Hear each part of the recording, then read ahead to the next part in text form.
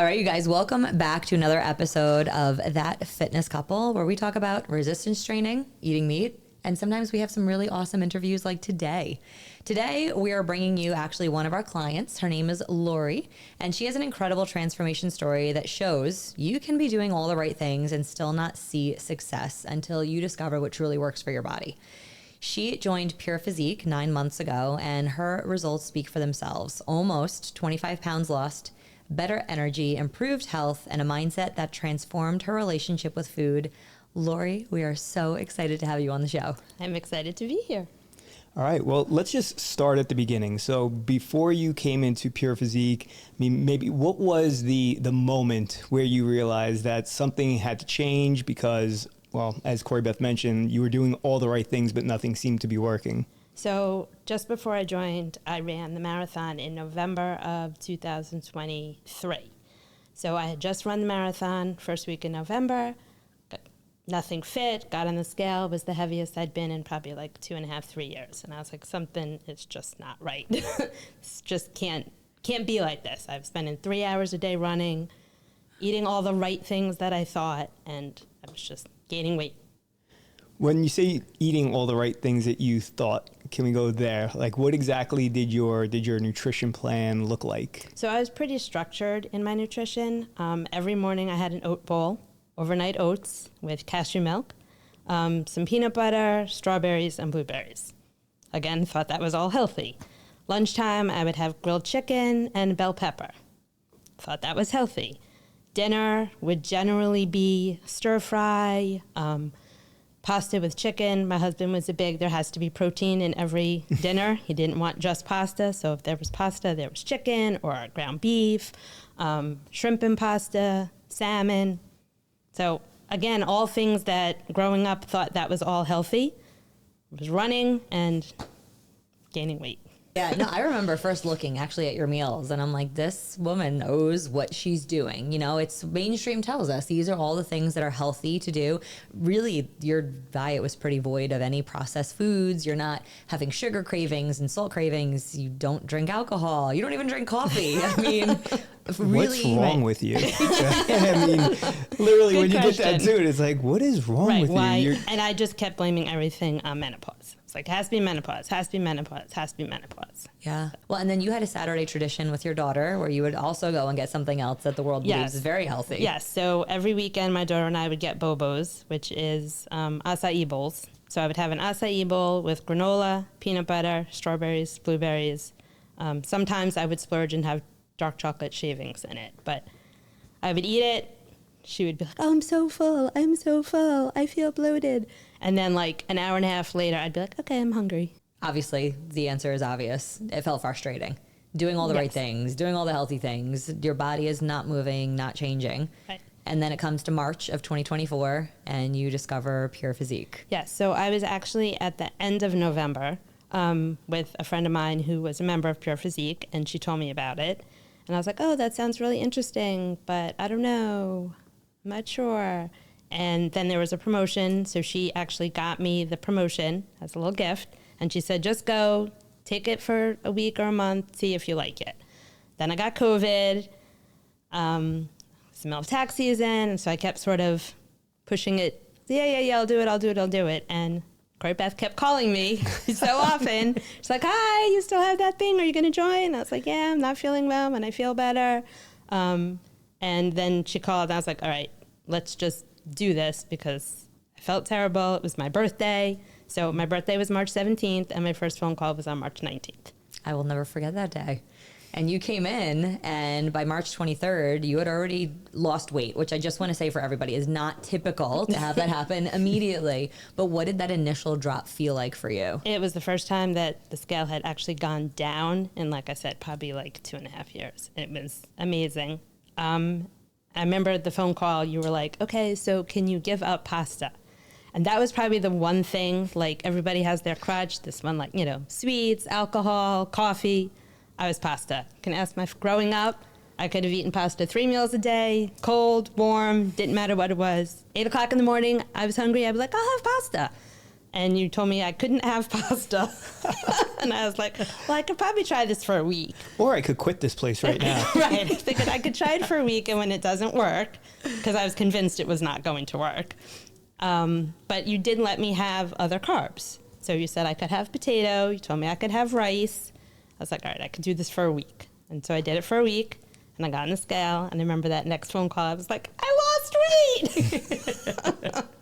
I just want to go back and say for myself, I don't think I said you can't have pasta. I'm pretty sure I said, hey, would you be willing to try this for a week and eat this stuff instead? Yeah, and I you think were that like, is what you said. I'm not happy about it, but I'll try it. Yes. And I was like, all right, cool. So that was a very exciting phone call. And I like to open every call with a win. So when I was like, hey, how did this week go? It was very, very exciting. Yes. But then fast forward, there were some weeks that we would get on and you wouldn't have lost Yes. weight or the scale would go up. And what would you say? I was like, I don't understand. Why did it go up? I'm doing what I'm supposed to do. I know you're big on the, data, not drama. But I was like, but the data's telling me that the scale went up. So funny. I mean, it's always what's interesting about your story is because it so well parallels, I think, many other people's stories where they do feel like they're doing all the right things. And finally you make this shift in your nutrition, and we're going to get into that shortly, aside from Corey Beth just telling you can't have pasta. I really didn't say that. But you probably did in some roundabout way. In my head, you said I can't have pasta. And that's all that matters is how did you perceive it? But that being said, you made this change and you see some success, but then you don't, or at least you don't think you saw success Right. because things are not happening the way that in our minds they're supposed to. Mm-hmm. So in your mind, what did you think success was supposed to look like? I guess it was supposed to be that I was going to do all the things that Corey Beth told me I should do, and I was going to continue to see the scale go down. I did listen to the other podcasts and with all of our weekly calls, and I understand that just because you're doing the right things doesn't mean it's going to go down. But it was, I don't know if scary is the right word, but I used to think I was doing the right things, and the scale would go up, and it didn't come back down. So when I saw the scale go up this time, I was like, oh, here we go again. Yeah. But then it would come back down. Yeah. And then I would keep doing it, and it would go up, but then it would come back down.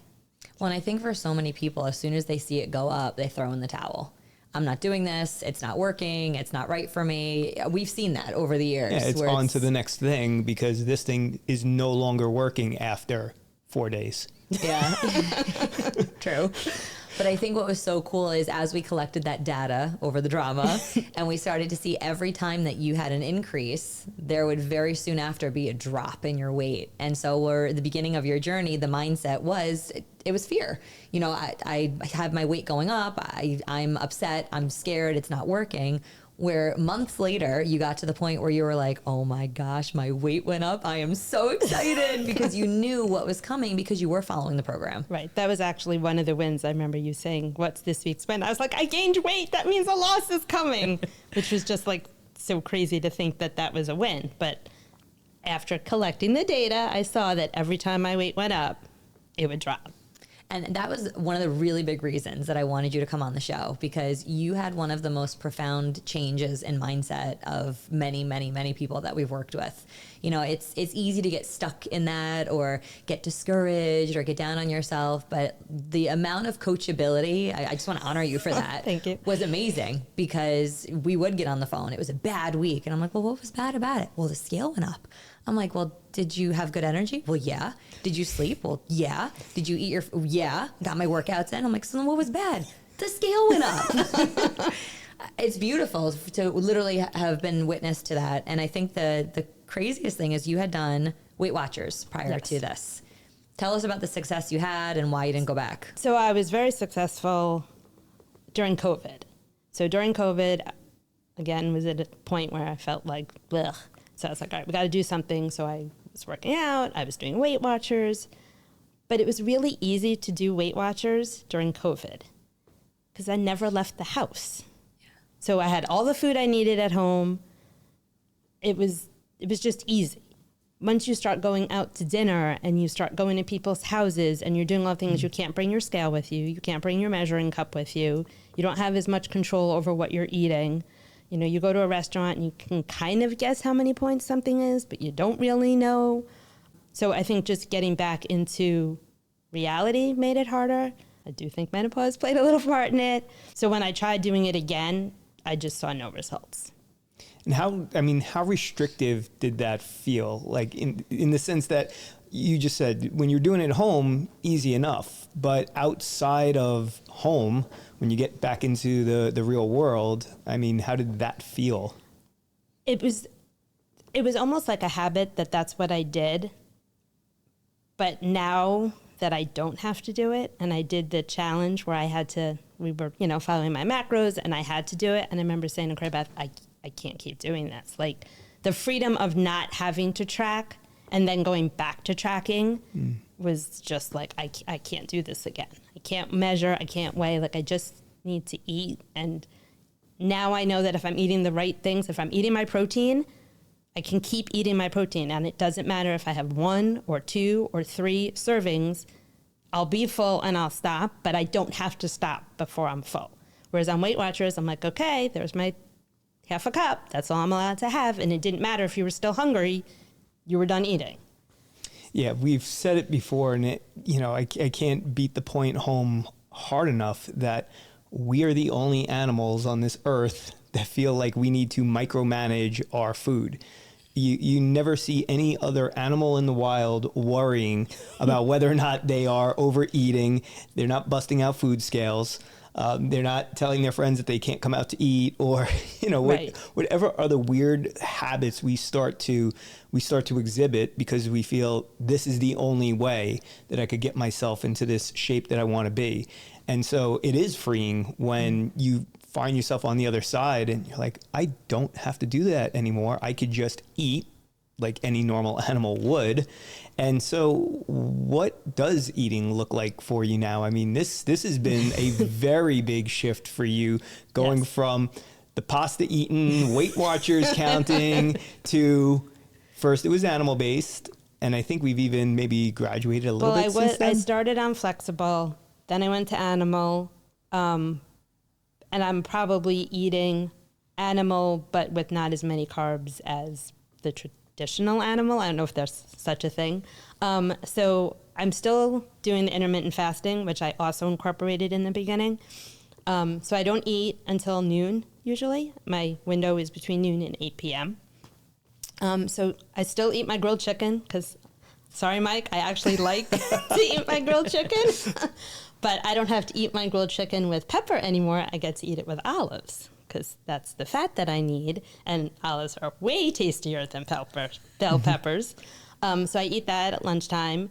In the afternoon, I'll have another meal. I remember early on in the conversation telling Cray Beth, I don't like breakfast. I don't like any breakfast foods. I don't like eggs. I don't like yogurt. Not really a big fan of bacon or sausage. And she said, well, you don't have to eat breakfast. You can have meal 1 and meal 2. And even at home, when we have leftovers, the kids are like, is this meal 2 tomorrow, Mom? Yes, it is. Don't eat it. So meal 1 is usually chicken. Meal 2 is generally leftovers, or we'll make a big thing of ground beef in the beginning of the week. I'll take ground beef, leftover steak, hamburgers, whatever basically we had for dinner is meal 2, which I usually have around 3:34. If there's not leftovers, I'll have a protein shake. I have boring protein shakes because it's protein and water. I like it. And then dinner is usually meat, fish, steak, hamburgers, sausage.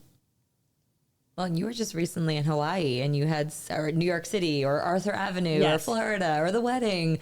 And with Weight Watchers, it was this fear and anxiety of what am I going to eat? Whereas you came back from these trips, vacations, and weddings, and you were like, you'll never believe what I ate. I ate Yes. like a queen. I did. It's funny when we go out to dinner now because, everybody's always watching what they eat. And so watching what everybody else orders because they're watching what they eat compared to what I'm ordering because I'm watching what I eat.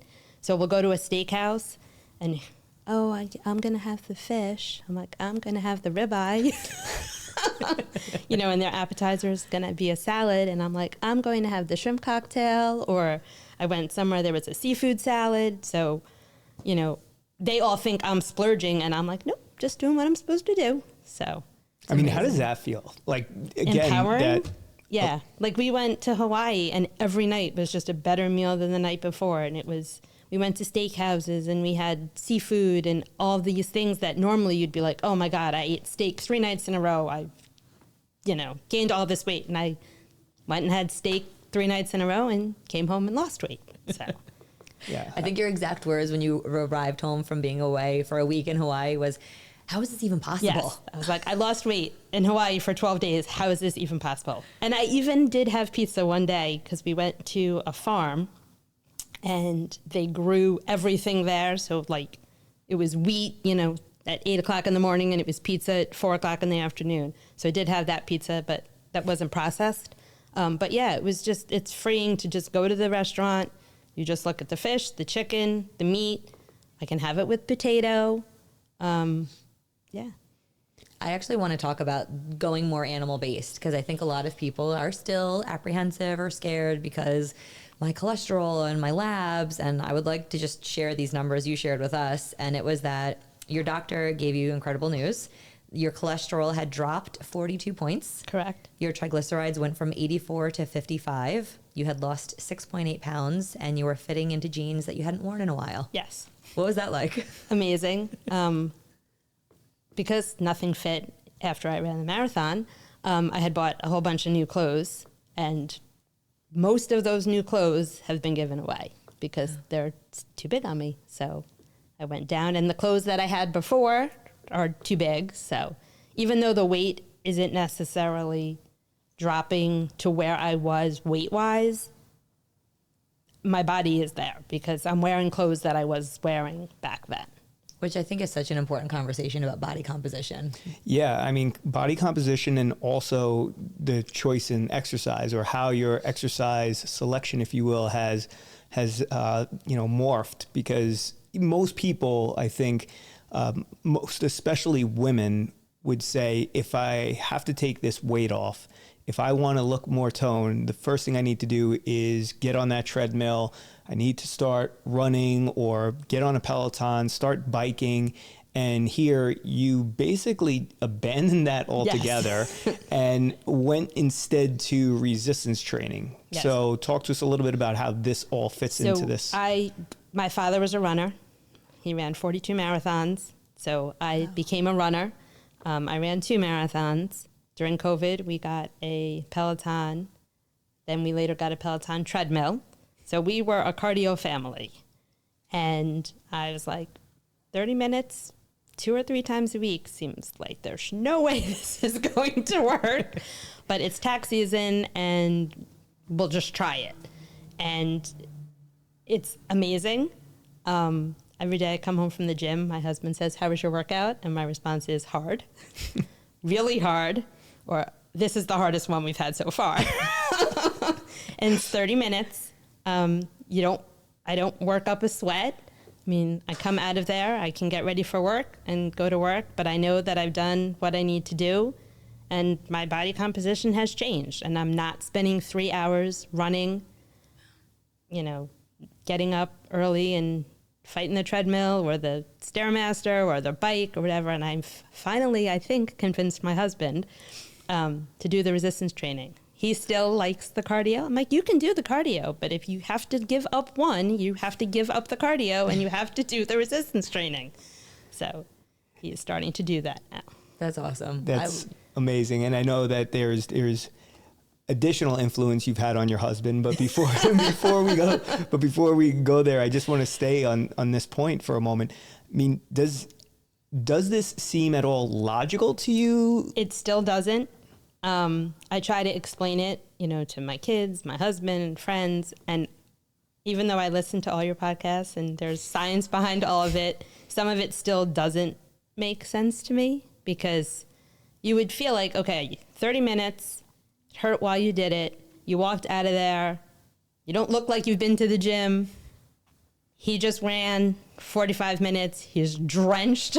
Like you would assume that he had a better workout than I did, and his is going to help. But mine's working, and that didn't. So. Yeah, I love, number one, your honesty and transparency about this, because it is easy for me to sit on this side, like knowing and understanding the science and how this works and why it works. And we've had other guests on who can speak to that side of it as well. But most people, it won't click, because our thought process is that of, well, sweating it out, right? It's like, I got to sweat off all these calories, and that's just not how our body and our metabolism works. Well, you went to no sweating and no salads, and somehow you're like in this amazing shape. Right. It's crazy. I think that's our next tagline. No sweating, no salads. No sweating, no salads. Yeah. It's amazing. Yeah. Well, I want to talk to you about some of the mental health benefits. You are a CPA. Yes. You have incredibly stressful, busy seasons. Yes. And we do always ask clients, where is your stress? Let's rate it. And we do track that every 90-ish days. And one of the things that you shared is that this was an incredibly busy season you were in. And you're like, I should be really stressed, but I'm not. Yes. Why do you think? I don't really know why, but I can tell you that I used to drive home from work, 7:30, 8 o'clock at night during tax season. I would call my mom or a friend. How's it going? I'm exhausted. Like that would be the first line I would say. I'm tired. I'm exhausted. Exhausted as usual. Stressed, exhausted. Like that was just what I said. And I never said that. Like it still amazes me that I made it through tax season. I worked the same hours. I had the same amount of work that I had before. And I wasn't tired when I left work at 7:30, 8 o'clock at night. And I wasn't stressed. Like I knew I had the work to do. It wasn't like I was like, yeah, I'm not stressed. But I didn't have that like anxiety stress feel. And I definitely wasn't exhausted. I can watch television and not fall asleep on the couch like I used to. Moving your body and putting good fuel in your body makes the biggest difference. And again, like the wins on the scale excite clients the most. That win excites me the most, because then I know you can show up as a better wife, mom, sister, daughter, all the things that we have to do in our lives, or even just for your job and clients. Yes. And we had gone out to dinner over the summer. We had seen friends that we hadn't seen in a long time, and I was telling them about it, and we're talking, and the wife was asking me all kinds of questions, and I was telling her something, and I saw my son, who's 23, lean over and whisper something to my husband. And they both nodded their head. And I was like, what? They're like, no, nothing. I was like, whatever. Went back and was continuing to talk to her. And I was like, yeah, Mike. And I feel like my mood's better. I just feel like I'm calmer now. And they both looked at each other and they're like, that's what we just said. He's like, you don't yell as much. You don't like get angry as much. I think I'm just calmer. Like there's like a sense of like, ease. I don't really know how to describe it, but I definitely know that I do not fly off the handle. Things don't bother me the way they used to. You know what it is? I think there is something to be said about, we talk about stress, right? But I don't think people conceptualize how much stress they have on themselves. I mean, they'll say, I feel stressed, I have this, but we don't realize that when we're constantly training, like we're training for a marathon, that's putting stress on our body. When we're eating out of alignment with what is right for our hormones, for proper balance in our body, that also puts a stress on us. And when you start to eliminate some of those things, sometimes it's not what we put in us or it's the new thing we add, it's actually what we take out. And I would say that probably for so many people who, like yourself, now feel this calm and they've made this dramatic shift in their nutrition, they've taken out all the things that were, quote, healthy, but were actually stressors on the body. I mean, your digestive system is working overtime to break down these foods that it really wasn't designed to deal with in the quantity that we consume it. And that's why when you talk about animal-based, you're eating animal-based, which could still include some fruits, if you will. For you, maybe every so often you have the potatoes or what have you, but you're not having them in the amounts that your body can, or you are having them now in the amounts that your body can handle them. And all of these things combined are what creates this ripple effect where, it starts with just taking away the pasta. Corey Beth ripped it out of your life. I'm telling you, I ate pasta all the time. I have not had a piece of pasta since March 17th. It's amazing. That was the last time I put pasta in my mouth. Wow. It's amazing. Do you miss it? It's funny. I think we had this conversation before that now when I want something, I no longer feel like I can't have pasta. I feel like I can have it whenever I want it. I don't choose to have it today. But maybe I'll have it tomorrow. And knowing that at any time I can have it makes it less that I want it. There will be a time, I am sure, that I'm going to sit down with a bowl of pasta. Today is just not that day. Like, we'll go even like Thanksgiving. I was like, Thanksgiving is Thanksgiving, and I'm going to eat what I want to eat. And so I had a little bit of stuffing, and I don't know that I ate anything else that wasn't on plan the whole day. Even though there was food there that I could have had, I just didn't want it. Yeah, it's amazing when I think it's part mental, and then the other part of it is physiological. I mean, your body starts to adapt to this new way of eating, and your body's enjoying the fact that it's getting more bioavailable nutrients because you're eating higher protein, you're eating animal foods. And to me, it once your body gets a sense of that and your body's enjoying the food that you're feeding it, you don't want to go back. You don't. And your body is pulling you in this direction. Like you said, mentally, you could choose to have any of these things, but you're choosing not to. But I think it's not just a mental thing, because it doesn't sound to me like you are willing yourself to do this, that it's just happening for you. Yes. I mean, now when I'm like, what do I want? Usually it's, can we have tacos? Can we have hamburgers? Like, I crave ground beef the way before I would be like, let's have pizza. Yeah.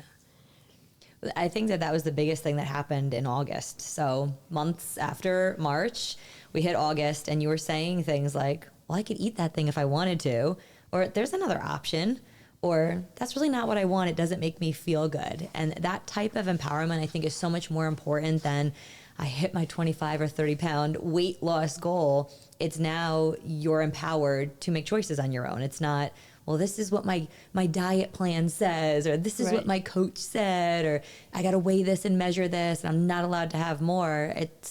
You had total autonomy over what you were putting in your body. Yeah. And like I said, it was easier to go to a restaurant. You go to a restaurant and it wasn't even what can I have? It's what do I want? And that was a big shift, I would say. It started with what can't I have? And then it was what can I have? And now it's just what I want. I love your journey. I love it so much. And the big question I ask is, because we did say in the intro, almost 25 pounds. Like, we are like tenths of a pound away. Yes, that was my goal for the year end, was to be 25 pounds. And I knew what I could do to get there, but I didn't want to. I didn't want to go completely carnivore. Sorry, Mike. I didn't want to give up the, potato or rice at dinner, because is it going to make a difference if I hit 25 pounds in the end of January instead of the end of December? It's not. So that to me is the biggest growth of all. Right. It's lifestyle. I mean, you fully embrace this as this is who I am. This is how I eat. This is now how I treat myself and I treat my body.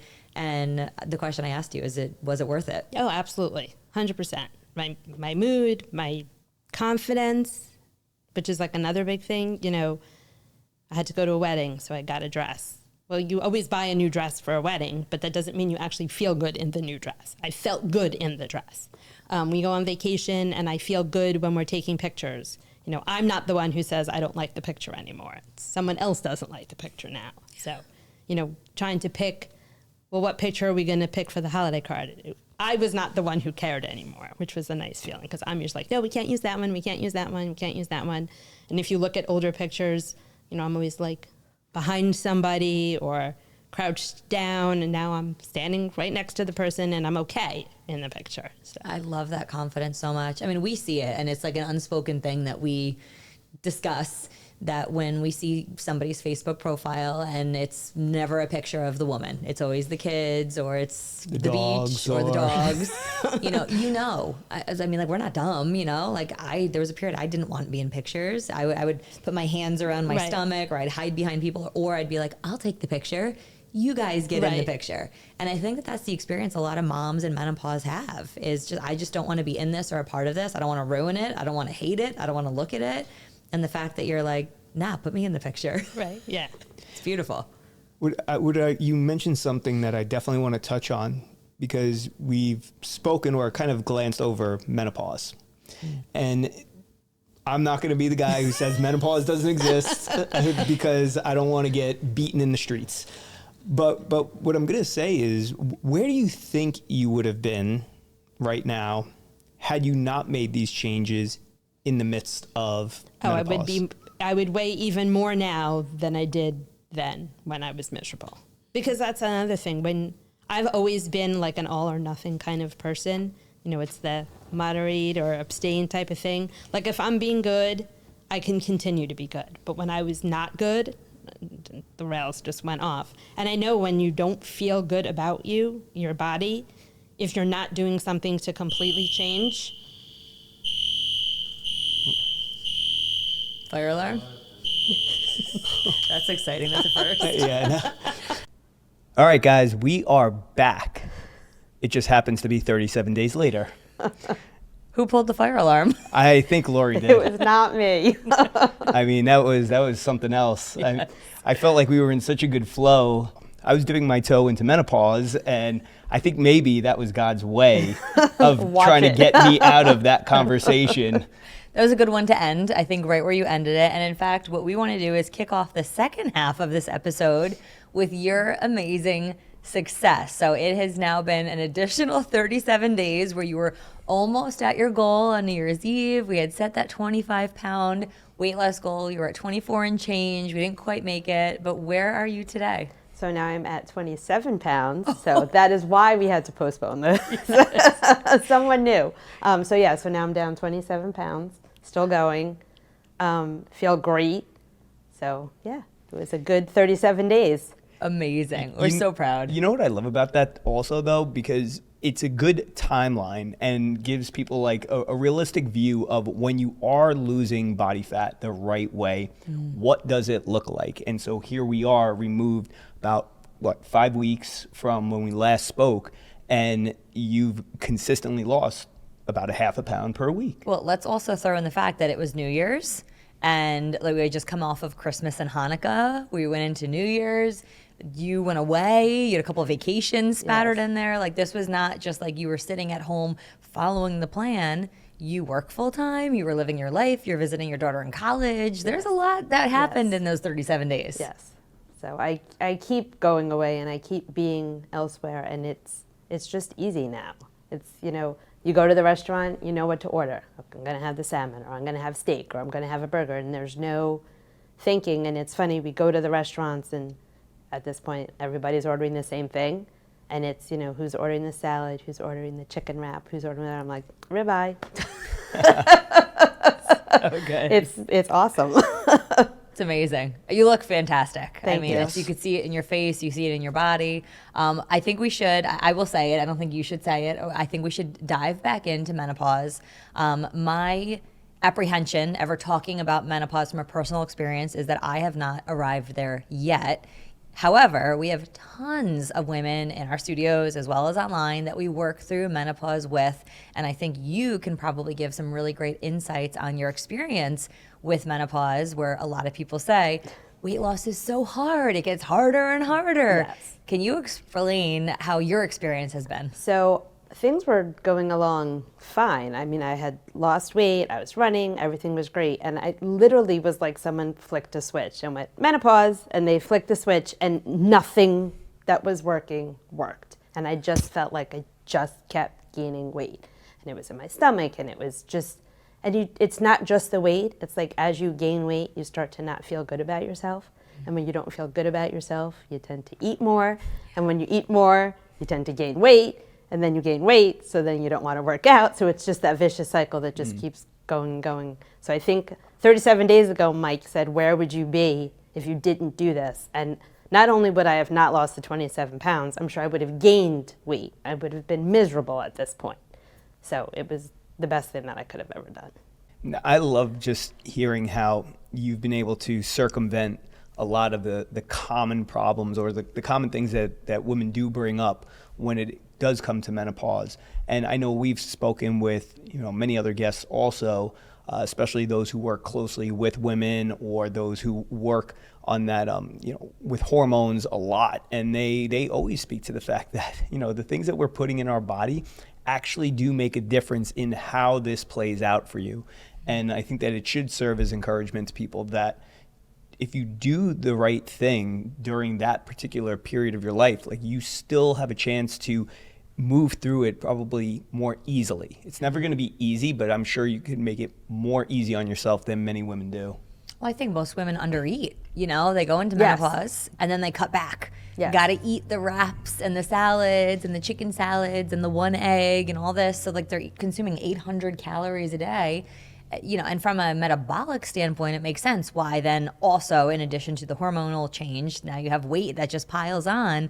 I think we did cover this in the first half, but I think it's so powerful that you were doing all the right things. You were eating healthy according to mainstream. I mean, Yes. you I was weren't- the poster child for the American diet, right? I was eating grilled chicken. I was eating fruit every day. I was eating vegetables. I wasn't eating a lot of junk food. It's not like I was never really had a sweet tooth.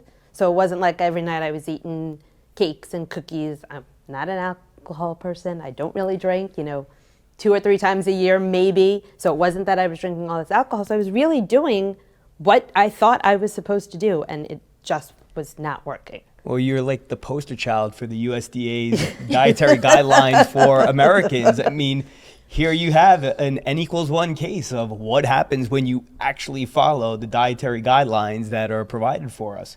But you're also a testament to what happens when you stop following the Yes. dietary guidelines and kind of, beat your own path. Couple other things I want to ask. You are a great source of encouragement, like without even realizing it. We do talk about you and your story on our Momentum call. It's like a weekly coaching call we do for clients. I've shared your story with more women. Like I had 11 coaching calls today, and I'm like, you got to listen to Lori's story. You got to listen to Lori's story, just because it's encouraging for women in their 40s and 50s to see that it's possible. Like you make it possible. So what would be your best advice to someone who maybe feels stuck or frustrated or like they're not seeing progress? Well, it's funny, like friends of mine, they're like, what are you doing? What are you doing? Everybody always wants to know what you're doing. What's the secret so they can do it?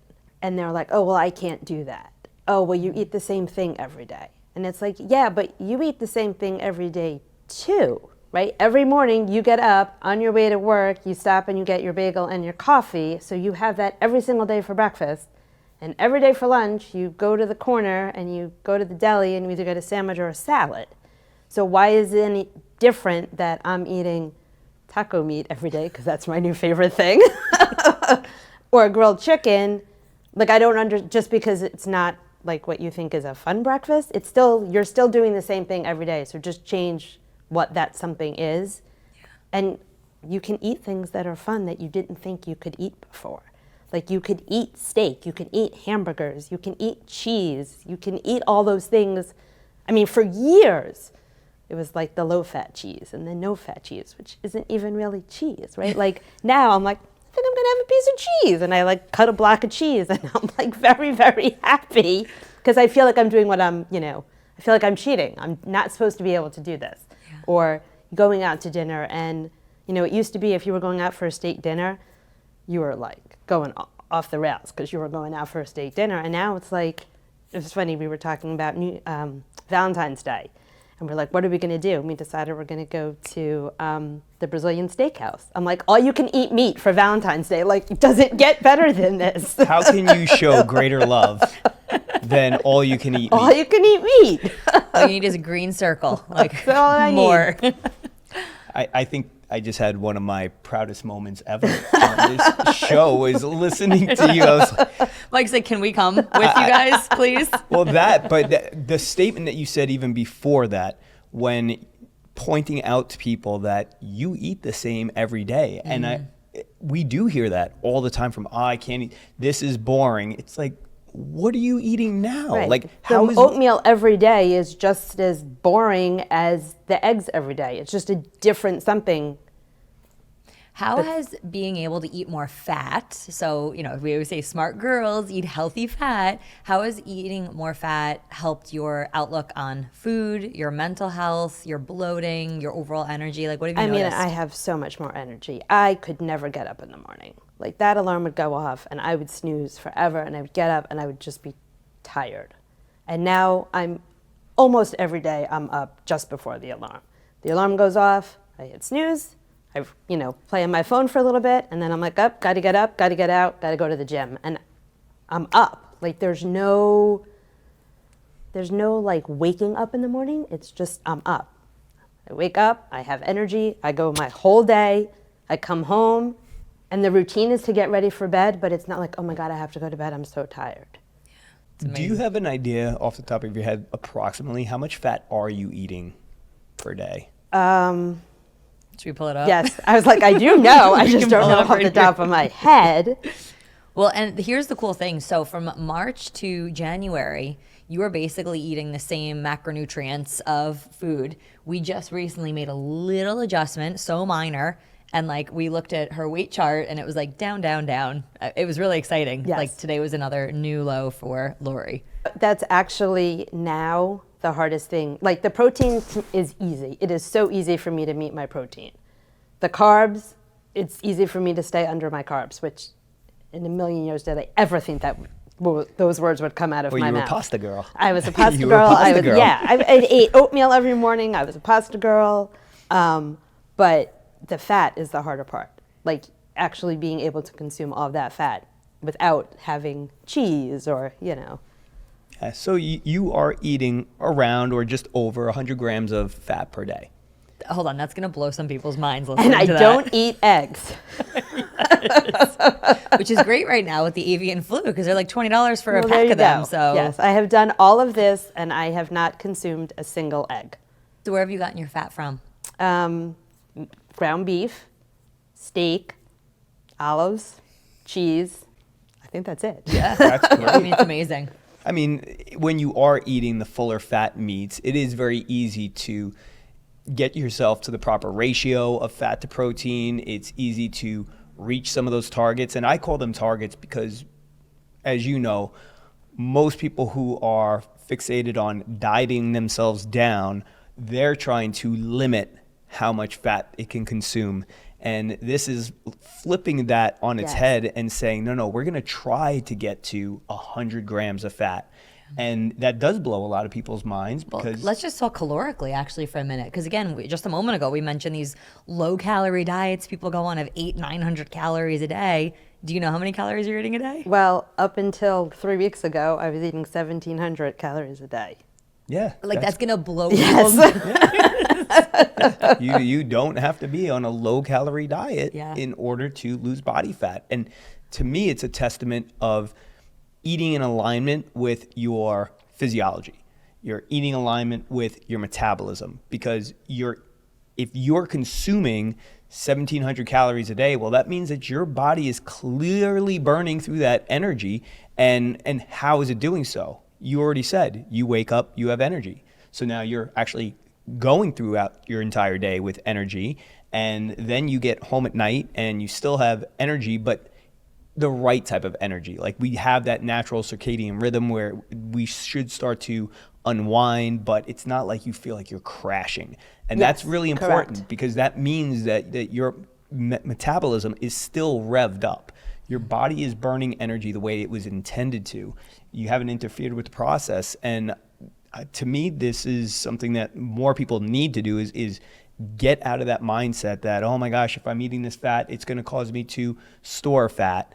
And whereas you're proof that, no, eating fat is actually helping you to burn fat. And it's because it's in conjunction with a whole food approach to your diet. Someplace we haven't gone that I would love to go is talk about your family. Okay. So, you are working full time, because I did have a client ask, like, wait a second, she had all this success. Is she like a stay-at-home, I am like, tennis so mom? not. I'm like, she's a CPA and probably has the most stress, like, up there with like doctors and lawyers. Like, she's got stress. But for your family, like, you have adult children.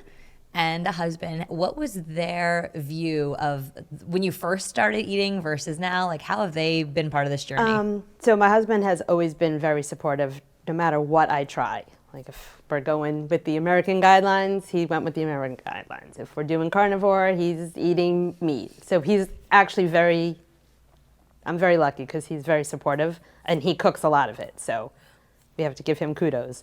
But he's made, he says, oh, I can't do that. You just don't want to do that. But he, won't have the bread when he eats hamburgers now. Usually he'll eat just the patty. He doesn't eat bread before when we go out to dinner. Maybe he'll have a piece if it's at a restaurant where he knows he really likes the bread. And he's definitely tried he doesn't get the French fries, he'll have a salad. He hasn't had pasta probably in almost the same amount of time as me. He'll do the potato or the rice. So he's making smaller changes. His numbers, he went to the doctor, his numbers went in the right direction also. My son is forced to eat what we make. When he's on his own, I'm sure he's eating, continues to eat his junk food and stuff. But he's also, this is what's being served for dinner. And it's all stuff that he likes. So, what's not to like when we're having steak once a week and we're having tacos and we're having hamburgers. Like if you're a 23-year-old boy, like you feel like you hit the jackpot, right? Like mom's not serving me grilled chicken, she's serving me ribeyes and filet mignon. So That's amazing. yeah, and they also see that I'm more even keeled. Like I don't fly off the handle like I used to. I don't get hangry anymore. So I'm sure they appreciate that part also. Yeah, I do think that that's one of the most underrated benefits is just this mental piece. And I don't actually know the answer to this, if this is a nutrient thing that actually our brain is getting what it needs, or we feel more peace, or we've met our nutrient quotient for the day. And so we just emotionally, like our nervous system is just more stabilized through that process. And I see it. Like it's not even them. I see that. I don't know if it's things don't bother me or I don't know what it is, but I'm definitely more even keeled than I used to be. I mean, I'll take a crack at what it is, and it's, I knew you would. it's your gut microbiome. When we know that link between our gut health and our mental health, and for a lot of people who are following that standard American diet, or even if they're following closely the dietary guidelines for Americans, right, the healthy version of the standard American diet, they are still, as to quote Corey Beth, jacking up their gut. And when your gut is jacked up, so are your thoughts. So is your ability to think and function clearly. I believe that with making these adjustments to your nutrition, it is a function of getting more bioavailable nutrients, but it's also a function of your gut microbiome being in a really, really healthy place. And it's as if you were just clearing the debris off the highway. We know that this is a highway between our gut and our brain. There's actually multiple highways, but I think a lot of people are walking around with that highway littered. And when it's littered, I mean, how well are you going to be able to communicate, right, from your gut to your brain? Or if it is a highway, how well are you going to move from point A to point B? I think carnivore for a lot of people, or an animal-based, where the category you'd probably fall more into, is one in which it is probably the optimal way of eating for improving your gut microbiome, because you are taking out all the things that are common gut disruptors, including those things that most people would put under the healthy category, the healthy grains. It's the health, and again, healthy in the world's terms, the healthy plant foods and even fruits. But when you take a lot of those things out, you're actually giving your gut microbiome a chance to reformulate and just taking that debris off the highway. I think you nailed it. It also helped. I mean, I had, right around the time that we started this, I had actually just been to the dermatologist. I had terrible rosacea, like it just kept flaring up. And she gave me the medication, and I remember, I don't know if it was a podcast or it was a call, and you had mentioned that it cleared your face. And I was like, you know what? It's been bad for however long. I'm not going to touch the medicine. And the medicine is still unopened on my dresser, and my rosacea, it has been a year, knock on wood, and it has not flared up at all. Wow. That's incredible. We missed that underrated benefit, surprising Yes, benefit you of did. carnivore. Man. But yeah, It's- my yeah. face is definitely not as bad as it was. Well, and that I can say, having had cystic hormonal acne for a big chunk of my life, like that's a direct link to the gut health. You know, it's people don't realize skin stuff is completely correlated with gut health stuff. I mean, there were I won't go down the rabbit hole, but I will say back in like 50s, the American Pediatric Association made different recommendations based on families having eczema.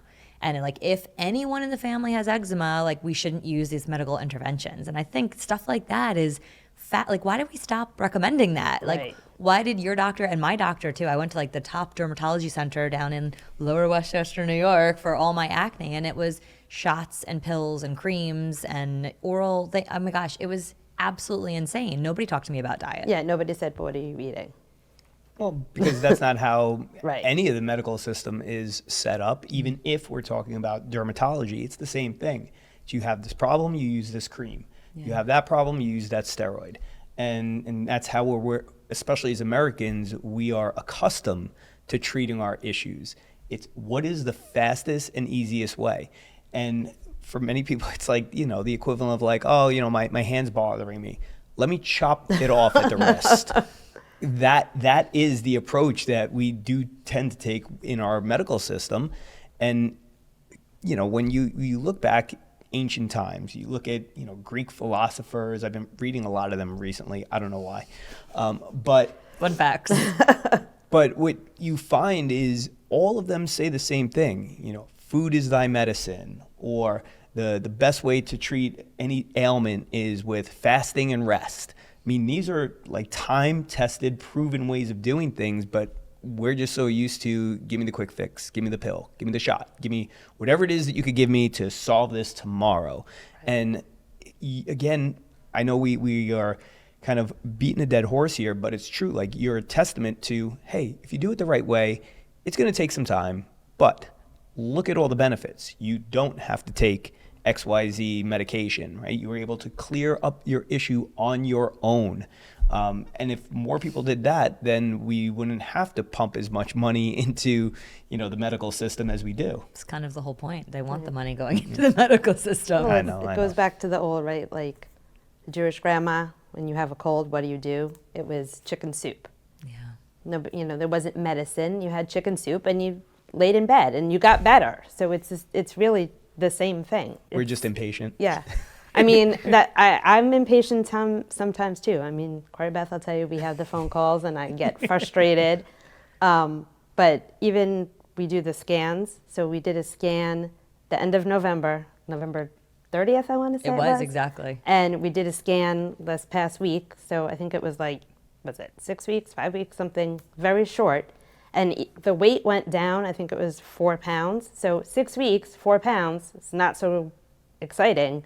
But my inches, like I lost an inch in each arm. I lost an inch in my waist. Like, if someone said to me, in 4 weeks, you're going to lose an inch in each of your arms, everybody would sign their name. But it's only 4 pounds Except on the me. scale. I can't afford to lose another inch. Okay, not Mike. Yeah. But if someone said you're going to lose 4 pounds in 6 weeks, everyone would say it's not fast enough. Yeah. It's such a great point. And you've now bought clothes twice. Twice. Sorry. Yes. Bought all new clothes, and now we had to get rid of those, and we bought new clothes. Well, what's awesome about that, though, is it also speaks to the importance of resistance training and what the journey is going to look like when you're implementing that. Because you are consistent 3 times a week in the studio. You train as hard as anyone there. We know that you've built a tremendous amount of strength and muscle in that period of time. And that is also one of the reasons why people don't see these dramatic drops in weight like they're expecting. You know, they don't see the biggest loser type of results where, oh, I stepped on the scale, I lost 8 pounds this week. It's not supposed to happen like that. And part of the reason for resistance training is to retain the right weight, and that being our muscle mass. So for you, losing 4 pounds is very much the equivalent of someone who's much larger and has more fat to lose, that's the equivalent of them losing 12 pounds in that same period of time. We all know that the closer we get to reaching our ideal weight or whatever it is we believe is our ideal weight, the slower it is, the harder and more difficult it becomes. But it also is that much more dramatic when you lose just 1 more pound when you're only 3 pounds away from your target. You see it in your face, and I'm going to mindset you on that. It's not harder, right? It's not harder and like more difficult to do. It's almost like when we come to a stop sign, you know, like we're doing 60 miles an hour. So the weight loss in the beginning, it's like that reverse hockey stick. It's quick, right? It's coming down. But as we get closer and closer to the goal, it's just that natural slowing down. You know, your body is slowly reaching that point of balance or homeostasis where your body's like, okay, we're settling in here. This feels really good.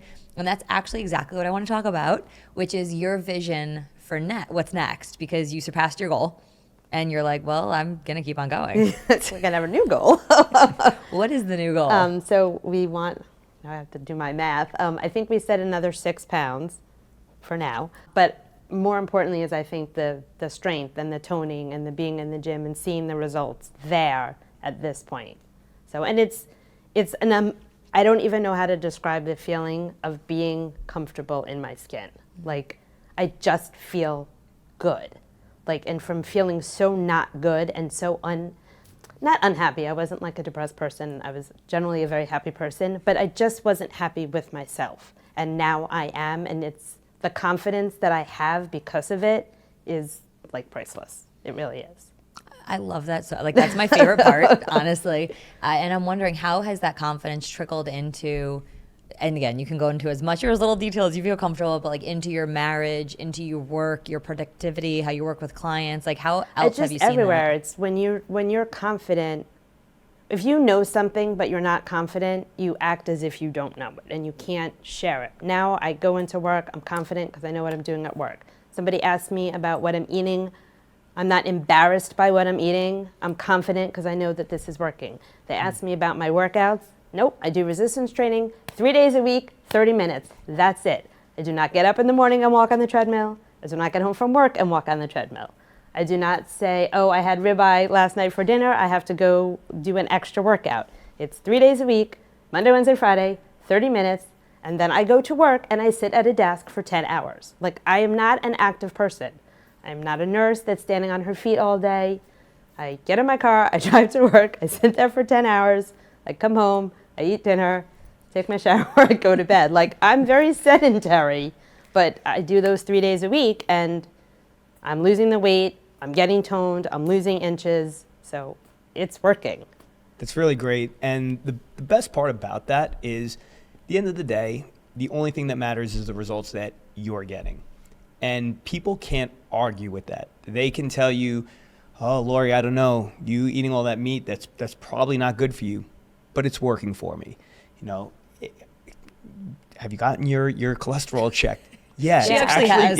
Actually, I have, and it went down. Yeah, it's really good right now. Like, I am sleeping the best ever. And that is always, to me, the most interesting thing, especially when it comes from people who are maybe not in the best of shape or have tried a multitude of things and nothing seems to work for them, but they want to argue with you about your approach and what you're doing.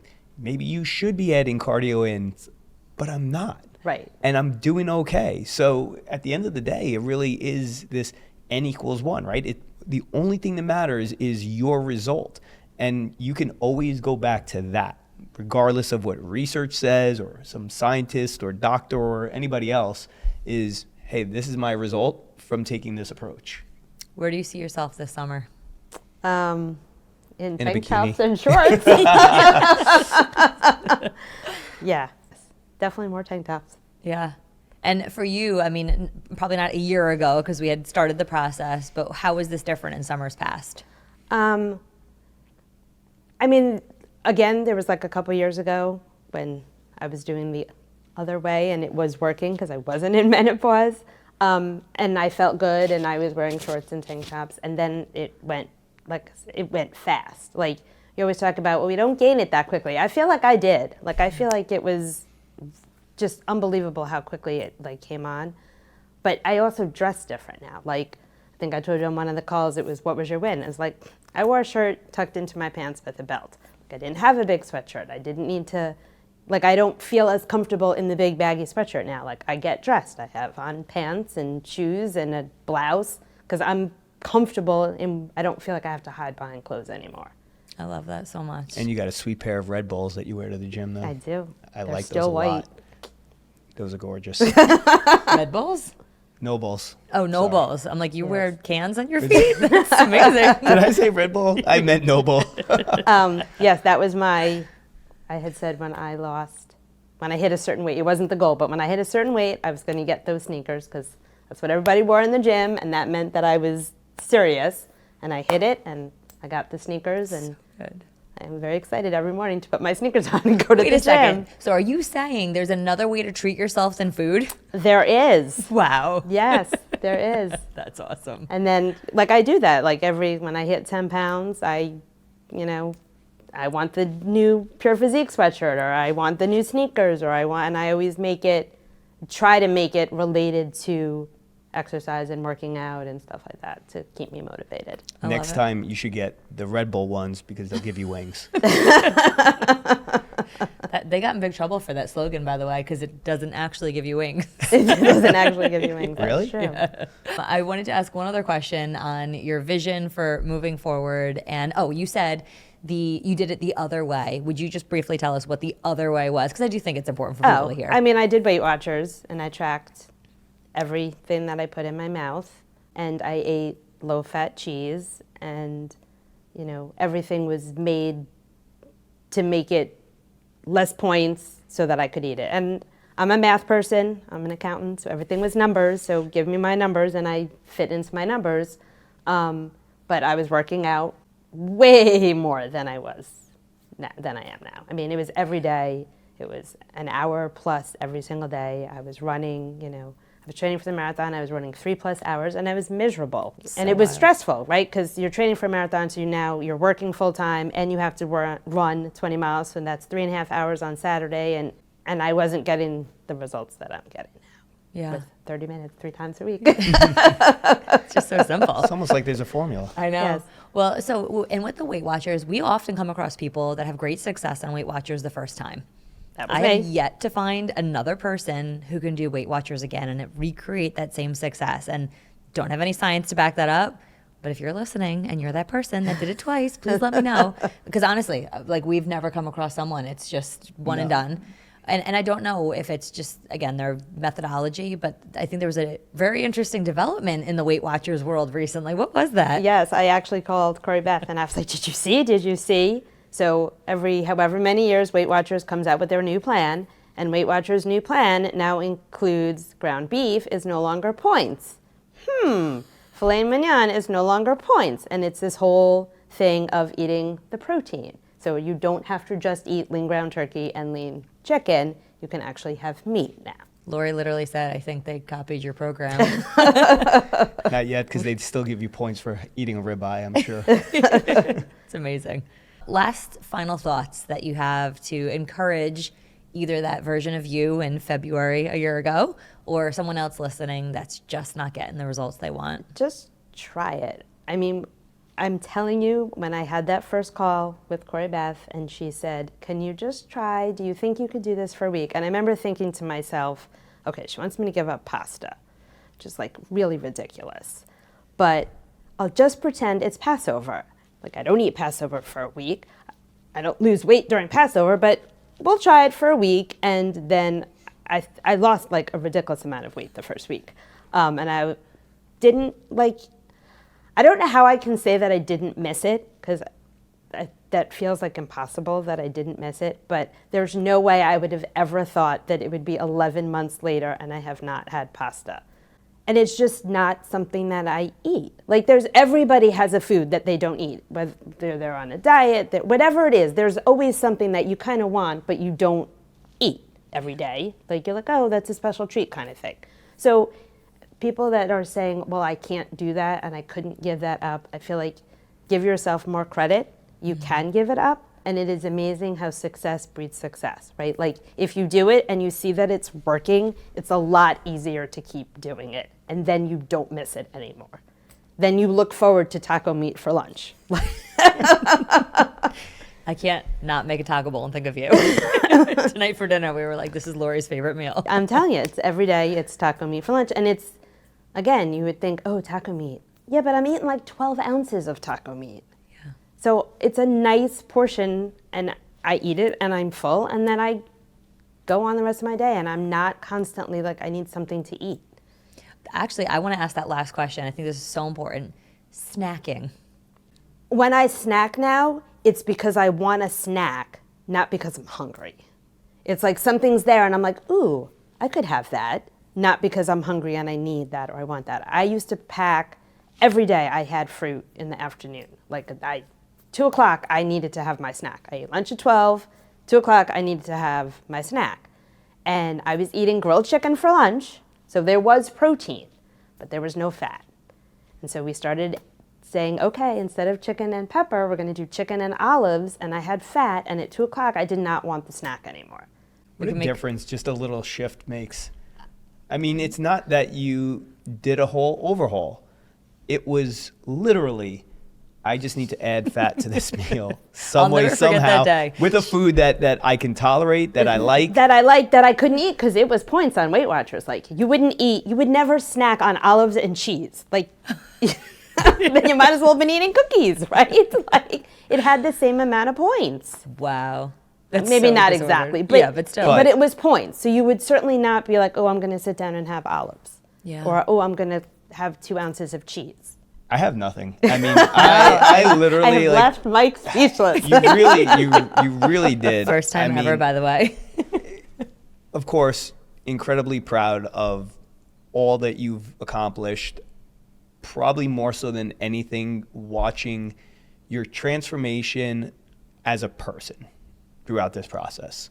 The physical transformation, I mean, it's one of those things. It's like with people with money, right? They're like, they always want to hit a certain dollar amount. They want to earn a certain amount. And then when they get there, they realize like, oh, I'm not really any happier than I was.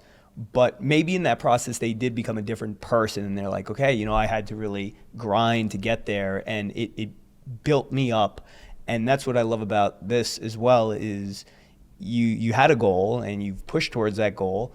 And I know you're happy about the physical changes. We all are. But I think pointing to so many of the things that we talked about from a mindset perspective here, and then watching the trickle effect that it's had on your family, to me, that is the true win. We're so proud of you. Thank you. It's amazing. So happy that you're Thank here to you. do this. Thank I mean, you. yes, this was a tremendous honor, and I really do hope that your story inspires others, that it doesn't have to be difficult, doesn't have to be hard or complicated. And it doesn't have to be fast. Like, that's the other thing. If we're going to get, last March, February was coming, whether I did this or I didn't do it. And here we are, and I'm down 27 pounds.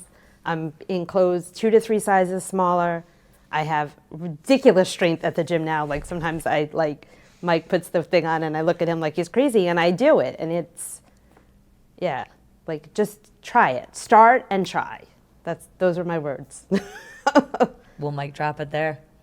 Thank you for being here with us. You're welcome. Super appreciate it. Thank you. Till next time, guys.